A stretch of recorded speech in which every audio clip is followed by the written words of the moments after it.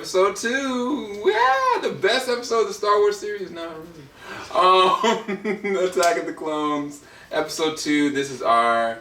What do we call this? Like, it's not even a review. It's more like a discussion. We've dissected literally all of episode 1. The good, the bad, and the ugly. And this is going to be no different. I've got here Joe Johnson 030, Kenny the Man, and we're about to give y'all our honest review of episode 2. I guess the first question is, did we like the movie? That's the first question I have to ask everybody. I can go first if y'all want. It doesn't matter to me. I like scenes of the movie. Okay, that's a good thing. Okay, you want to go into that a little bit more? Well, no, I mean, there's a lot of drama. I think there was a lot of corners cut with production. Yeah, I agree. I think I don't feel like they spent as much time on this one as they could have. I agree. And just production value.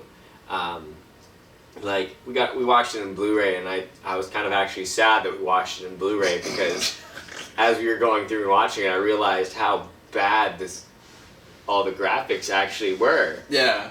When you have low res, it kind of hides it, and it kind of gets grainy. Exactly.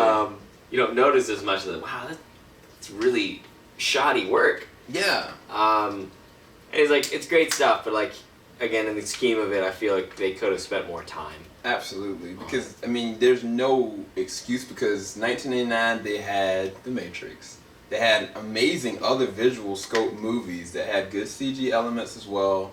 Even The Fifth Element. If you look at The Fifth Element, like the sequence with the cars, that was really realistic looking, and it was around the same time frame. To me, honestly, I like certain key sequences.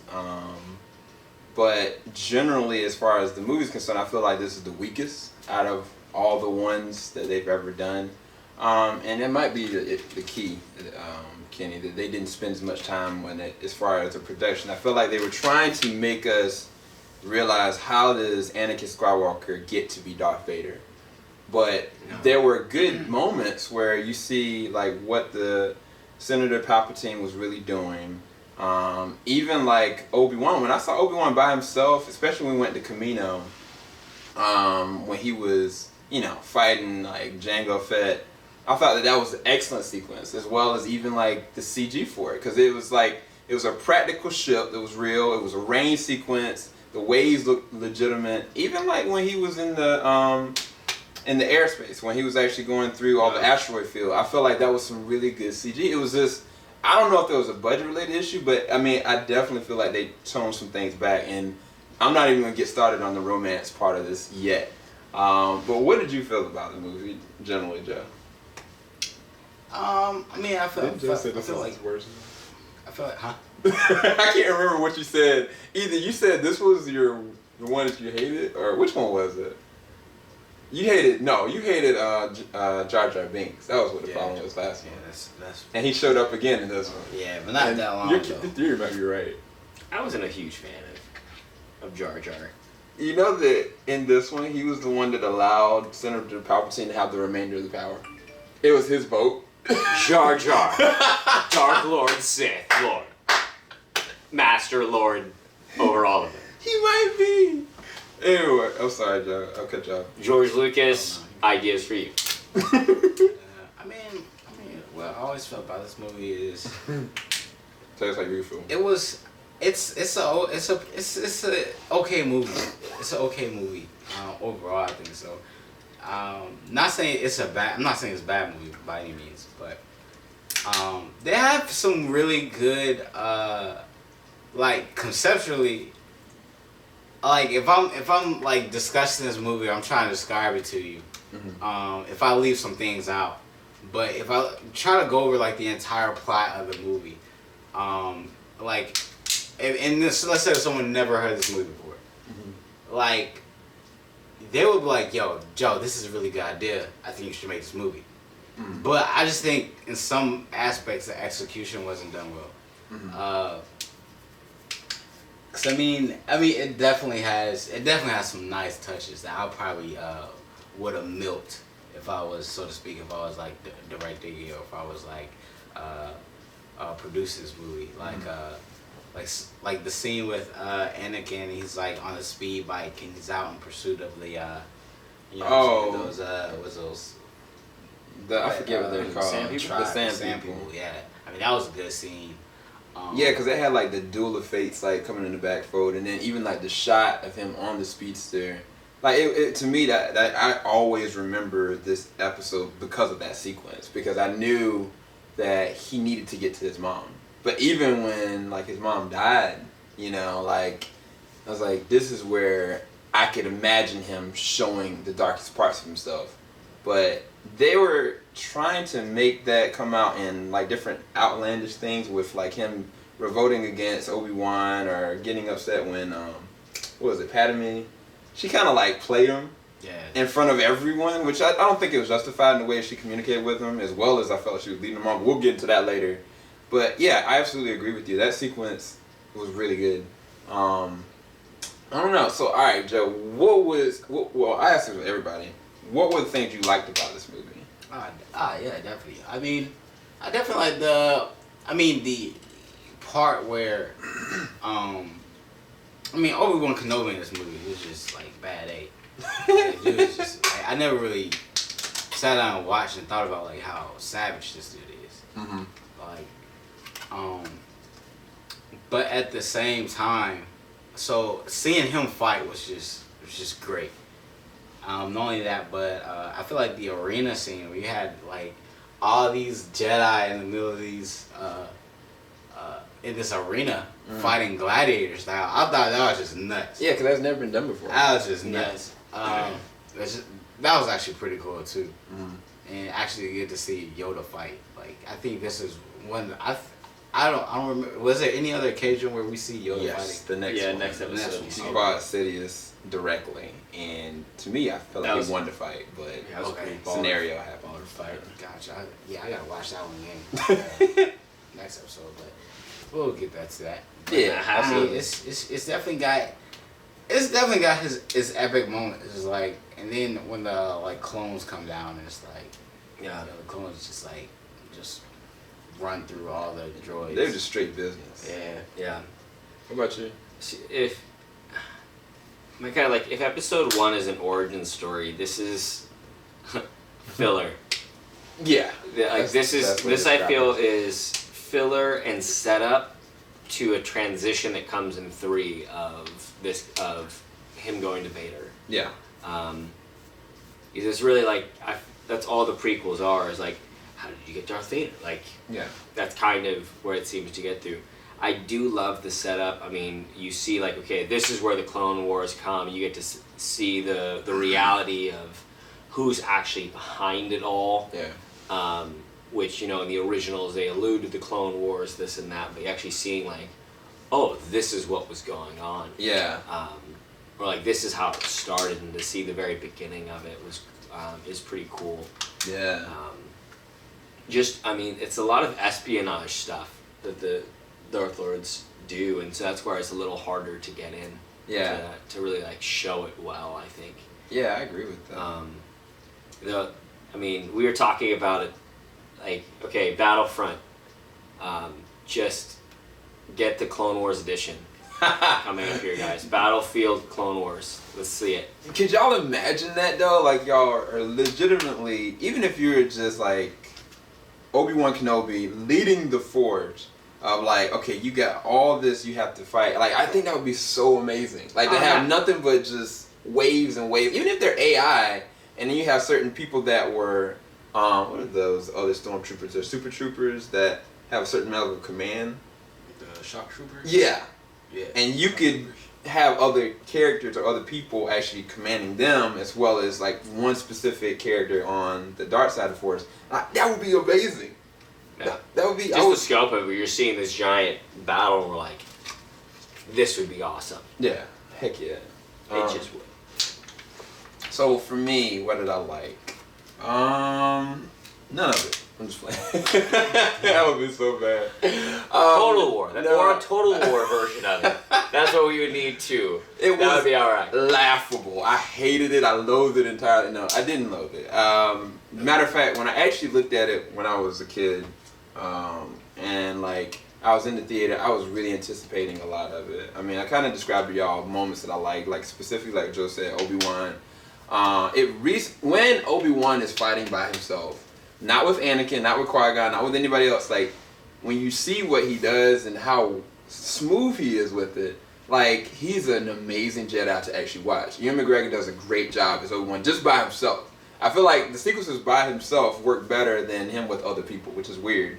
Just like the Darth Maul situation, just like even with this one, towards the end, I mean, honestly, if Anakin would have listened, him and Anakin, they could have took on Dooku, quite honestly.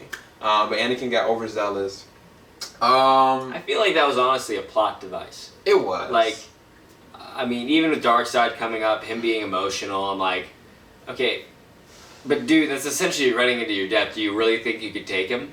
I mean, like, I don't know if he was that cocky. It felt like he just, why is he gonna run? Because for the sake of the story, I need you to get knocked out so that Obi-Wan would lose, and therefore you'd get your arm cut off, so that we have the same ending scene as Episode 5. Exactly. Like, I mean, I'm trying not to get into the negatives yet, but I have to touch on this. There are moments in this movie spread out that Anakin just has these random maniacal looks, and it's like, I mean, even when he's with Padmé, he's looking at her, and I'm just like, dude, you got lust in your heart, or you got evil in your heart? Like, I mean, it comes from one transition. You're looking at the girl and you're interacting, and they seem like they're meshing well together. And he just like, I'm like, yo, what's wrong with you? And I mean, Girls dig the brooding. Yeah, that's what it is. He has these random outbursts and random moments of malice in his heart, and it's like, that's fine if there was something that triggered that. I can understand. Yeah, he lost his mom. But even before that, there were moments where he was just kind of being like a jerk with Obi-Wan. It was just like, it wasn't him like acting like a kid or childish. It's just his focus is just all over the place. And I feel like you said, that's filler in the sense of trying to evolve him into Darth Vader too soon progressionally versus having circumstances build this into the person he's supposed to be. And I dislike that about this. Like, I was like, those moments like when he did kill the Sand People and he was talking about like he hated them and he killed all of them, the kids, the children too. I was like, I understand where you're coming from, but like Padmé was looking at him and I was like, girl, this is a moment in your life that you could walk away from this Ike Turner and save yourself. But away. She just like, no, it's okay to have anger. He slaughtered everybody. He slaughtered everybody. I'm just like, that's a huge red flag. But no, that's it's like, that's a huge about yellow flags, red flags, and green flags. This is hardcore on the red flag side, guys. Exactly. Well, see, now this is the thing, though. Now, a person that doesn't know that they're insane, that's one thing. But he said to her, he said, I'm better than this. I shouldn't react like that. And she was like, it's fine. Like, that means that he knowingly knows what he's doing is wrong and he's messed up. And she's still okay with it. If anything, she's actually giving some sort of consent to it by this. Yeah. I feel like the only thing I could compare this to is Daredevil. Mm-hmm. With, I don't actually know her name, but the girl who ends up kind of falling in love with Kingpin. Okay. Throughout the Netflix series. Yeah. And it's like, because Kingpin, like, jacked up past, I'm going to try and avoid any spoilers for those who haven't seen it because you should. You have to watch this series. But it's going through and there's a good progression of him kind of almost opening up, like he's wanting to change, going through, but he's opening up a little bit of what he's gone through, who he is, and why he does some of the kind of crazy stuff he does to her. But I feel like, and she ends up staying with him. Like, feels for him, like, no, you're not a monster, this and that. But there's enough progression through it that I believe that. I think she's a little, like, she's got a few screws loose. She did. But, like, with this, we're not led to believe Padme has any screws loose. Like she's Isn't not it- insane. If she was a little bit somehow leaning towards the dark side too, then I'm like, okay, then I could buy that. But they're trying to paint Padme as just that, like, I mean, yeah. perfect wife who's trying to manipulate small little children into marrying them. Well, see, okay, now this is. We're just gonna go there. This is a whole nother thing, and I don't want to go there because we're going off topic. But Padme, how do I put this in a nice way? Let's just say she was a little too hands-on with this boy. Like, I mean, in the way that she interacted with him, the way that she dressed, the way that she would egg him on. Like, there was a point, what happened? They kissed for the first time, right? And like... Oh, the line before that? Yeah. You're talking about? Yeah, and all of a sudden, like, they kiss, and she's like, no, we shouldn't have done that. And she looks at him, and he's like, what did I do? Like, what is going on? You did this. You have the fire in the back. Exactly. You have set the mood. You have said all but take me now. Basically. It's like, it's not just her leading him on. Like, she's being very promiscuous, and she's being very... I don't know where she learned this from. This is what I'm trying to say. I'm trying to say something without saying it a bad way, but stuff like that doesn't just come up. That is learned through interactions with other people. And So what he's really saying is he's accusing the entire culture of Naboo. That's what he's doing right now. let's just, Saying, when in Rome. yeah, what Santa Claus Seduce small always children. says. That's what I'm saying about Batman. Anyway, all I'm saying is this, that the way that she did him, the way she interacted with him, is propelling him down this spiral that he's eventually going to be in. Even like, she has said that what we're doing is going to destroy us. Even us being together, it's going to literally destroy us, especially if it's a secret. It's going to tear us up inside. It happens anyway.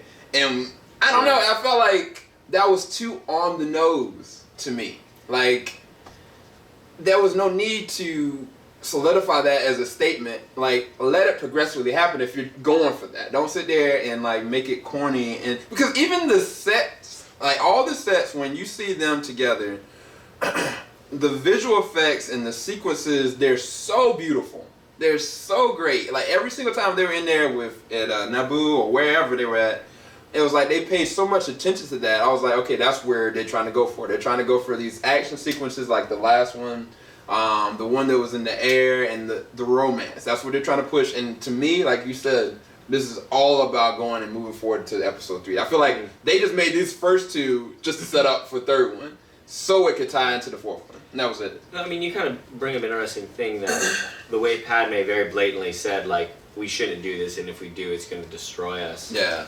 But then later on is like, no, we should do this anyways. It's like, I mean, even that, yes, they're about to die and this and that, but then afterwards there's no real rebuttal or like clarification on like, all right, we actually thought we were going to die, so I thought I had to get this off my chest. But there's no like redefining. What redefining the relationship is getting married. Like that was them redefining the relationship, which, okay. And I don't understand but that. I think it shows her brokenness, though, because I think that's the thing of the dark side in general. If anything, it actually might show that she's kind of influenced by the dark side, because there's no illusions to any of the Sith that what they're doing is wrong. Yeah. Like they're fully aware of it. Absolutely. But they do it for their own selfish motives. Yeah. And I think that's even revealed in Anakin when he comes back and he's like, no, I'm better than this. This is wrong. I shouldn't do this. And that's where he's like, he has that struggle going on, where he's like, I know this is wrong, but I shouldn't do it. Opposed to the Sith, if I know this is wrong, but I'm going to do it anyways, which is what Padme did. And see, that's a great bring up, because that makes me think about what Obi-Wan and Mace Windu keeps on saying, is that the shroud of the dark side has clouded really everything. Even their perception of what happened with the clones. Like, Yoda was like, we should have figured this out. So that means that the influence of the dark side was not just touching Padme and Anakin, it was everywhere. And that's one of the things that I thought that was a really good underlying thing about this movie, is the presence of the dark side. Like what they did with Palpatine or Sidious, And especially Dooku, because Dooku even told Obi-Wan, he's like, look, I know this seems like I'm the bad guy right now, but Lord Sidious is the one that did it. Because Obi-Wan didn't even want to see it. Yeah. He didn't even want to see it. No, but see, that's actually a good thing, because at the end, he goes through and Dooku revealed it. Yep. He said, like, yes, like, Sidious is taking over, he's the real, bad guy here. And when they bring that up, Yoda's like, it's all lies. And it's like that. I mean, granted, if a liar is telling you something, it's probably a lie. Exactly. So I mean, he had that going, but that's again like Shroud of the Dark Side, even covering that. So all these people, specifically Anakin and Padmé, I feel like, because didn't Sidious tell Obi-Wan to meet with her initially?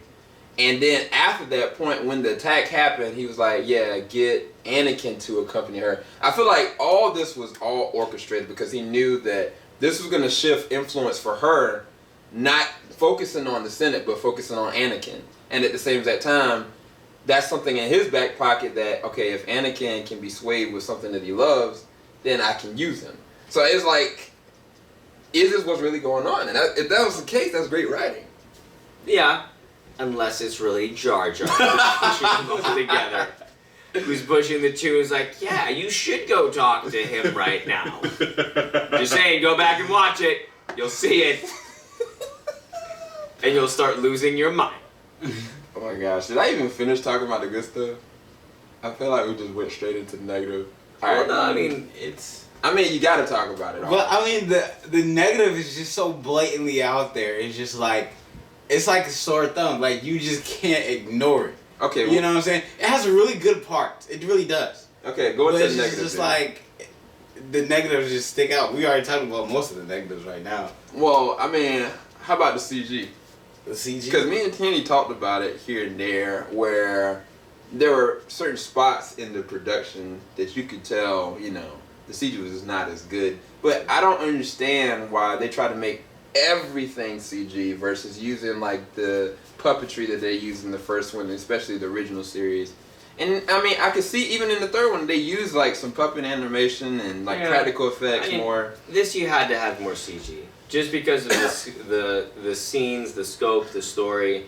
When you're having thousands upon thousands of droids and clones fighting each other, like there's gonna be a whole bunch of CG there. Yeah. But even so, like I think to me one of the clear pictures of like this CG is questionable was in the Colosseum.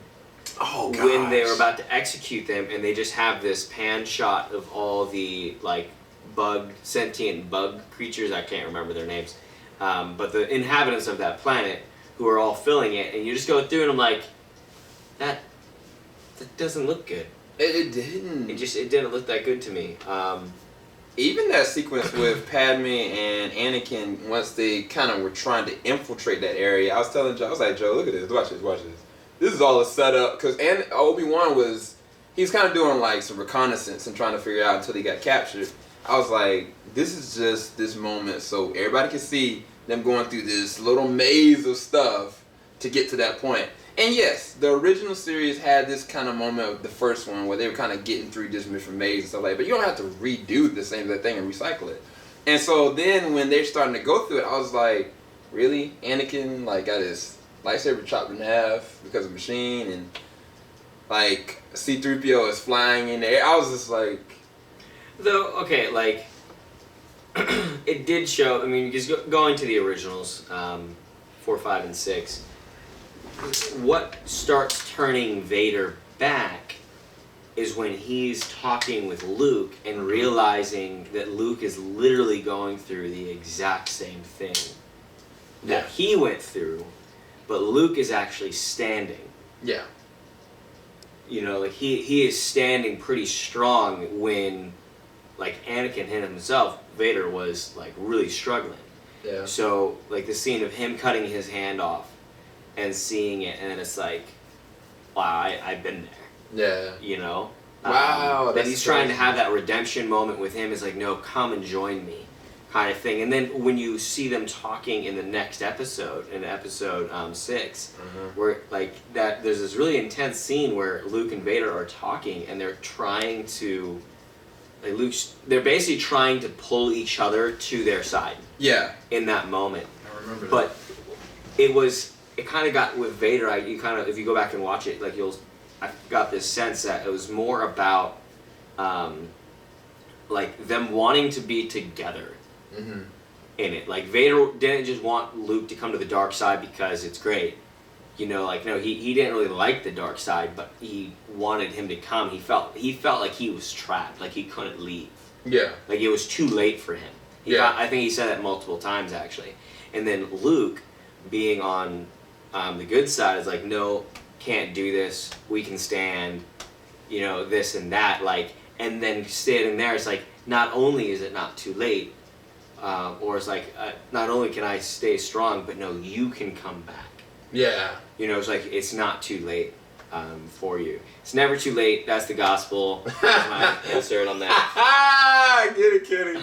I mean, no, well, to chime in with that, like, I love the imagery of, like, kind of how you described it for Luke. Luke lost his adopted mom and father, right? Yeah. And that's how it all pushed him into trying to track this person down that he didn't know was his father. Yeah. And then after his Uncle Ben or Obi-Wan Kenobi died, that was even more just for him to want to control like life and death scenarios. The same thing like Anakin. And even he blatantly said it, like, one day I'm going to be so powerful, I'm going to even stop people from dying. So it literally is a direct parallel. And it was really well done. The thing that I didn't get, did you know that Joe Edgerton was in the movie? No. So, like, okay, he was the son of Anakin's mother's husband. So the husband that, after she got enslaved, she got sold to somebody, he married her, and there were two different people. There was his son and then his wife. And that's the people that are going to eventually take care of Luke. But Joe Edgerton was the son.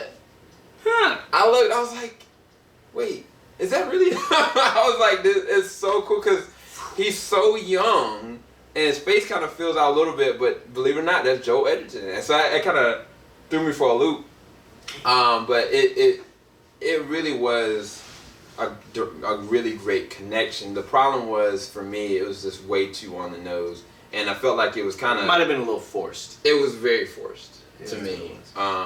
Because if they would have just naturally showed the progression of this man's life, even if they got, you know, in a relationship. But yeah, I think that it was kind of forced in the way that they tried to use Anakin as a segue into Darth Vader, as well as even with Padmé and their relationship. It was like just kind of sprung right into there without any kind of justification. The only thing that stayed consistent was Palpatine, Sidious, even Obi-Wan in his journey to try to teach his boy something. But even with Obi-Wan, the way he interacted with Anakin, I was like, he was always continuously annoyed by him. Always kind of like, you're my young Padawan, know your place. And I was like, this is the dysfunction. Like, this is all dysfunctional. And I mean, part of that, yeah, because Qui-Gon didn't even fully finish training Obi-Wan. And then he's kind of teaching for Anakin. So, but either way, so what would we give this as far as a number? All in all, looking at this just as a movie, if you've never seen anything but the very first movie, looking at this one as the first sequel of any of the rest of it, what would you give this number for this movie? Wow, I'm surprised you gave me that many. I had 4 or 5. I'm gonna give it 5. Okay. I mean, four fingers and a thumb. What about you, Joe? I'd give it a 5. Wow, really? Yeah, I'd give it a 5. What did you give the last one? 6? I don't think I read the last one. I think you gave it a 6. Yeah, I think you gave it. Yeah, I think I gave the last one a 6. Yeah, I think I gave the last one a 6. I like the previous one better than I like this one. Yeah. See, now it's all on me. Darth Maul, man. Can't beat that last lightsaber fight. Just like this guy. You really can't. I was watching this and I was just comparing the final fight scene to the first I mean, episode 1, and I'm like, this sucks. yeah. Like, Yoda came in and it was baller, but before then I was kind of let down. But anyways. Well, that's another thing that I don't feel like I've professionally talked about the things that I really disliked in this movie because I don't want to overlap everything, but... Just a number. Okay. Woosah. Okay, Woosah. I just want to talk about one thing. When they were fighting, when Dooku and Anakin were fighting, right? And all of a sudden, Anakin just swipes this little tubing, and then all of a sudden, you're just seeing like red face paint, blue face paint, red face paint. It was no real choreography that actually happened. It was just this one segment moment, and I think that they were trying to copy Empire Strikes Back when they were in the tube sequence. And I'm like, why are you doing this? Like, make it a fight if it's gonna be a real fight. Now they made up for it in episode 3, that's fine, but I was like, that just egged me on. And I did like the Yoda sequence because I never seen Yoda with a lightsaber. I thought that was so cool when I was a kid. But I can't get this movie any higher than a 5. I really want to give it a 4, but everybody gave it a 5. Give it a 4, bro. I'm not. No peer pressure here. I really, if you, I'm not saying give it a 2. I I can't give it a 2 because I would look at this movie again. That's the thing. Like, even though the movie, to me, justifiably had so many faults and was so bad on certain levels, there's never a point that I won't look at the movie again because I can pick out something that I really like. Oh, that's fair. So, because of that, I can't give it a 4 because I know I'd watch it again. Just like I remember watching it in the theaters, I remember watching it right now, and I will see it again later. So, 5. 5. 3 5s. Bottom 5 for me. A 5 with the basically like this. That's a really bad 5. I made 5. Just playing. All right, y'all. We'll be back for episode 3 at some point. Gosh, I can't wait to not. Woo!